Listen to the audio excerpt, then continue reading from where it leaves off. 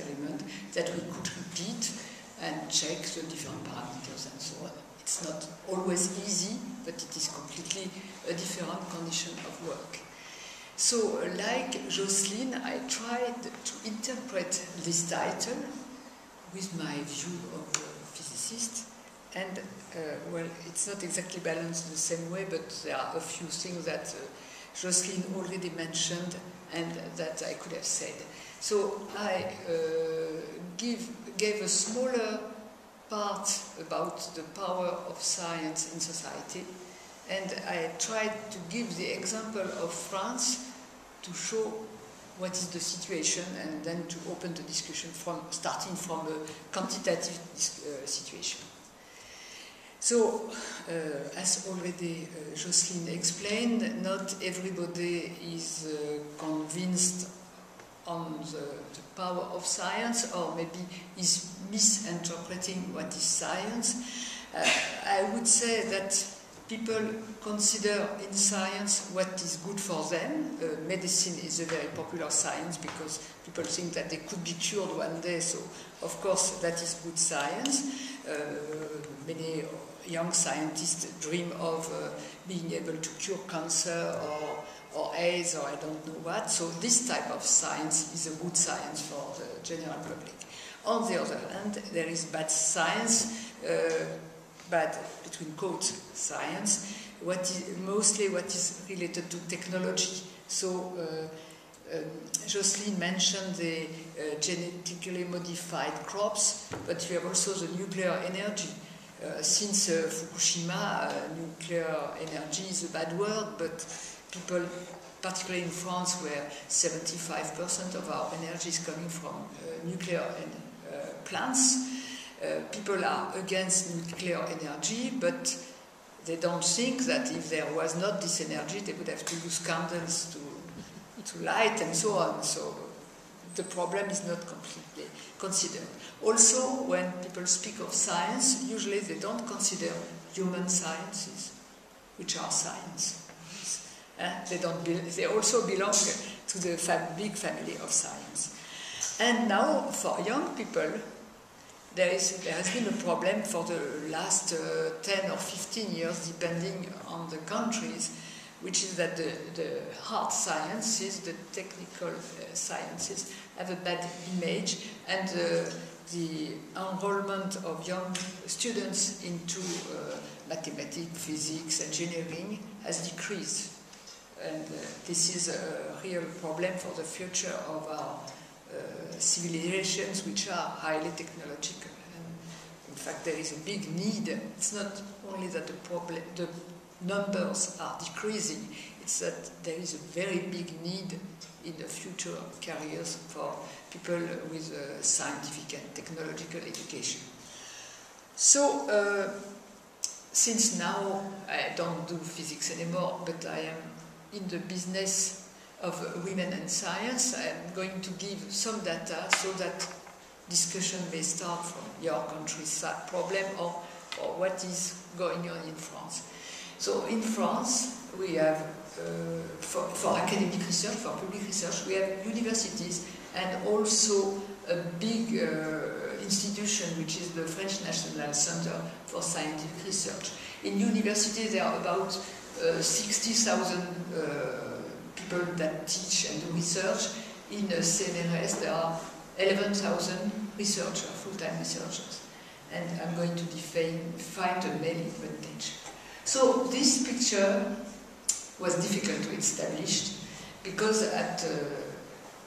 before 2000 it was very difficult to get gender disaggregated data. But okay, thanks to an old lady who fortunately died, we have all this series, and the big categories of faculties in France are law, literature, science and health. The lower grade is called maître de conférence, it's like assistant professor in other countries, and the top grade is represented in pink on the figure.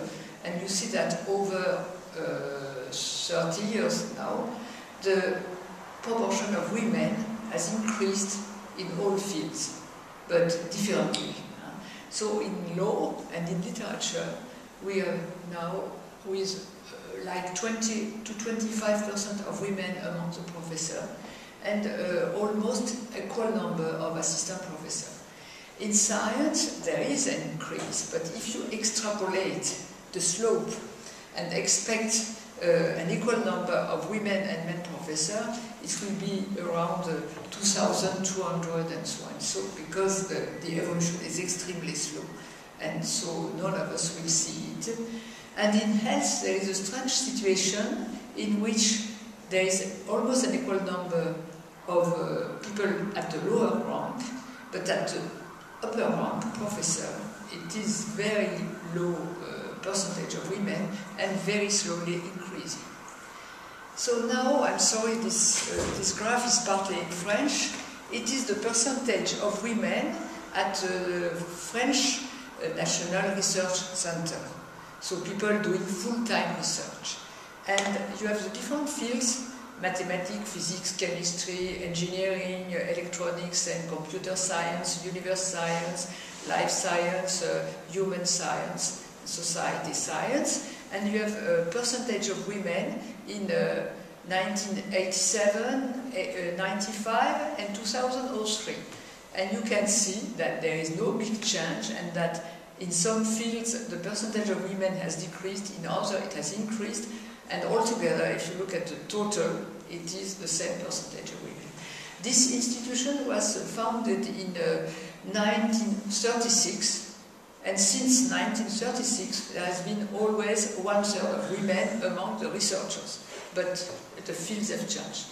And this is the percentage of women among the engineer, technician and administrative staff. And you see also category A is the engineers, category B category is the technician. You see no big change. So if you leave the things increase by themselves, they don't increase so much. There is a possibility to define more quantitatively the fact that the men promotion is better than the women promotion. So there are different definitions, and the one we use is the proportion of men in the top positions. There are two positions. The top one is professor or equivalent, and the lower one is assistant professor, I said. So you take the percentage of men professor, you make the ratio, professor over the total for men, and professor over the total for women. And since there are fewer women professors, you get a number which is higher than 1, and if it is much bigger than 1, it means that there are very few women in top position. So it is a long time with the same data that I showed before for university, and you see that health, as we saw on the data, is a discipline where at the beginning there was 4 times more probability for men to get to professorship, and now it has decreased and it is only 2.5, but 2.5 is already a lot. In yellow, maybe you don't see well, but it is literature, and it started from 2.3 and now it is below 2. So they are more women-friendly, I would say. Huh? So, well, okay. Now, this situation has been known for quite many years, and in 2001 in France, there have been 2 offices established called Parity Mission, so something equivalent. In England, in Great Britain, there have been offices like that, UK Research Center, much before, and it is at the imitation of Germany and England that in France the things were settled. And we have also associations. So what do? Well, they do what they can, but they are not very high in the hierarchy or in the organigram of the establishment where they are. So they, at the Ministry of Research, they every year give awards to women scientists. One for a woman at the end of a career, one for a young woman scientist, and one for a woman scientist in industry. So there is some communication around that, not too much, but some. Okay, they support women associations like the one I will exemplify after. And of course, they are represented at the European Commission in the so-called Helsinki Group, which gathered people on the women and science issue from the different member states and the countries associated to the framework program. At CNRS, they are good in collecting and publishing gender disaggregated statistics about women researchers in their institution in the different disciplines. And they also support associations. So there are several women scientist associations. I will speak of the one I'm involved in. It is called Women and Science, Femmes et Sciences, and its mission statement is threefold, but in fact twofold. The first two lines concern women which are already in scientific or technological careers. And so we try to support them by improving their position as much as we can, promoting a positive image of science among women and of women in science. And the second different side, is to encourage more girls, and now more boys and girls, because there is a kind of crisis, to enter science. There are documents here.